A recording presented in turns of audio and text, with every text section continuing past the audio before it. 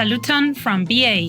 This is a Rorschach Multilateral update from the 17th of February 2026, a summary of what's going down in the world's major multilateral institutions.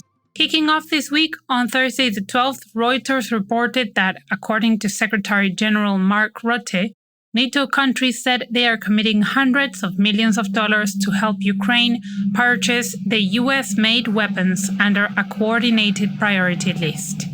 Speaking alongside defense ministers from the UK, Germany and Ukraine, Rutte said several allies have already pledged funds and more contributions could follow. He did not give a total figure, but stressed that members are continuing to line up financial backing to support Ukraine's military needs.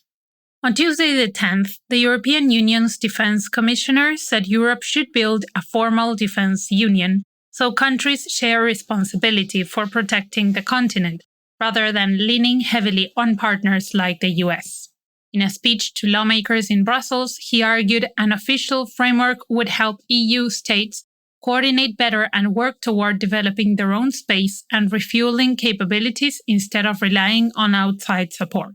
In an update to a story we have been reporting in previous shows, on Saturday the 14th, the International Criminal Court decided that former Philippine President Rodrigo Duterte is able to take part in pre-trial proceedings over accusations tied to his drug war and refused his latest appeal questioning that judgment, leaving the earlier fitness decision in place. Also, on Saturday the 14th, the United States urged other governments to push the Pacific island nation of Vanuatu to drop a draft United Nations resolution tied to a major International Court of Justice opinion on climate. The proposal calls for strong global action, reparations for countries that don't meet environmental responsibilities, national action plans, and the end of fossil fuel subsidies.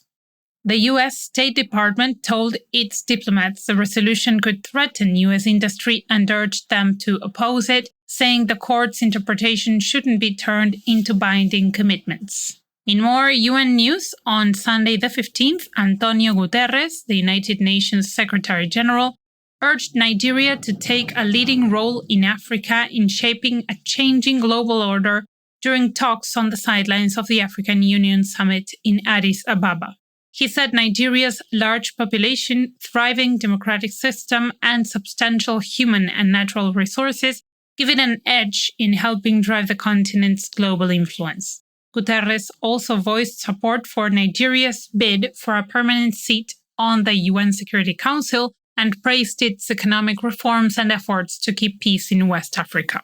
Next up, on Wednesday the 11th, the Organization of Petroleum Exporting Countries said its latest monthly report projects that world demand for oil from the group will fall by about 400,000 barrels per day. The group paused production increases earlier this year as demand softened. The organization left its longer-term demand forecasts unchanged and noted that factors like cheaper crude because of a weaker dollar are helping consumption.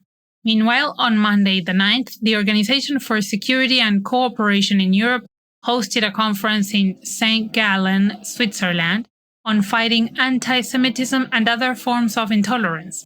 Swiss and international officials, civil society groups, and diplomats gathered to talk about recent trends in hatred and discrimination and to boost cooperation between governments and communities. They stressed that reaffirming commitments isn't enough. Instead, practical political action and lasting cooperation are needed to tackle prejudice and promote mutual respect across participating states. Moving to Asia, on Friday the 13th, local people in Myanmar's southern Shan state began using new skills to help bounce back after last year's earthquake. With support from the International Labour Organization and funding from Japan, community members completed vocational training in areas like sewing, traditional weaving, computer basics, and masonry to help them earn a living and rebuild their neighborhoods. This effort is part of a wider program that also creates short-term jobs, repairing local infrastructure, and aims to make recovery more community-led and sustainable.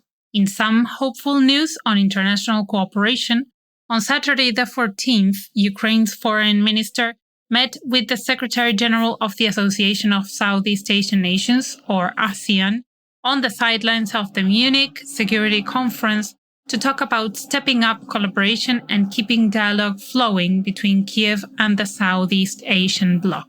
They focused on practical areas like food security, energy, and digital ties, and Ukraine's aim to become an ASEAN sectoral dialogue partner. Ukraine's foreign minister also extended an invitation for the ASEAN leader to visit his country, underscoring Kiev's interest in deeper engagement with the group. On another note, on Saturday the 14th, the Food and Agriculture Organization, UNICEF, and France announced a new effort to help families in eastern Afghanistan recover from recent earthquakes. They are combining resources to improve access to food, support farmers, and boost nutrition for children and mothers in hard-hit areas. The plan includes distributing seeds, tools, and livestock feed so farmers can plant crops this spring, as well as clean drinking water and nutrition supplies for vulnerable households. In some health news, on Friday the 13th, the World Health Organization put out a statement about a planned hepatitis B vaccine trial in Guinea-Bissau that would randomize newborns to different timings for their first dose. The organization said the vaccine is a well-proven, life-saving intervention that prevents mothers from passing the virus to their babies and voiced serious concerns about the scientific and ethical basis of withholding it from some participants in a study. In more health news, on Friday the 13th, the Pan American Health Organization and the Caribbean Public Health Agency signed a new framework agreement aimed at boosting regional health cooperation across the Caribbean. The pact lays out a joint operational plan so that both groups can work more closely under an existing Caribbean cooperation strategy, coordinate technical support, avoid duplicated efforts, and tackle shared health priorities, even as many countries face tight budgets and emerging threats. On Wednesday the 12th, the Inter-American Development Bank agreed to lend about $200 million to Paraguay to pay for a major section of the transcontinental bi-oceanic corridor, an overland route linking the Atlantic and Pacific. The money is aimed at upgrading part of a national highway in western Paraguay so that goods can move more easily across borders to markets and ports beyond, especially for local producers. Officials say the investment should boost trade, open up services for residents in remote areas, and help connect Paraguay more closely with neighbors. Back to Africa, on Tuesday the 10th, the African Union welcomed a deal between the Democratic Republic of Congo and the M23 rebel group to establish a ceasefire mechanism and calm ongoing violence, praising the initial steps toward reducing hostilities. Officials said the arrangement includes teams on the ground to monitor the cessation of fighting and build trust between government forces and the armed group.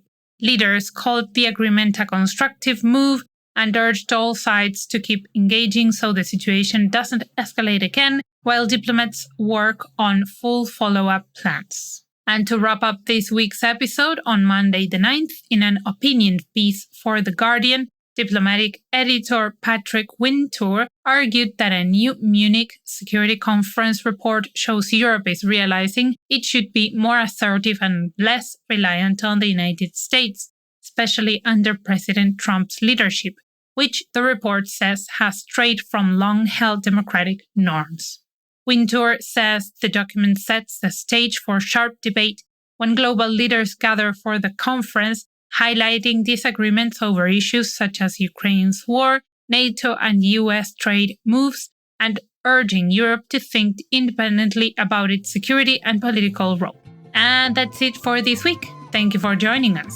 For those who may want to find out if we get any of these updates going again, go to www.rorschach.com/updates. It's also in the show notes. There you can give us your email address and we will let you know if anything changes. And of course, you can always just send us an email to info@rorschach.com and let us know to keep you informed. But most of all, thanks for the outpouring of support. See you next week.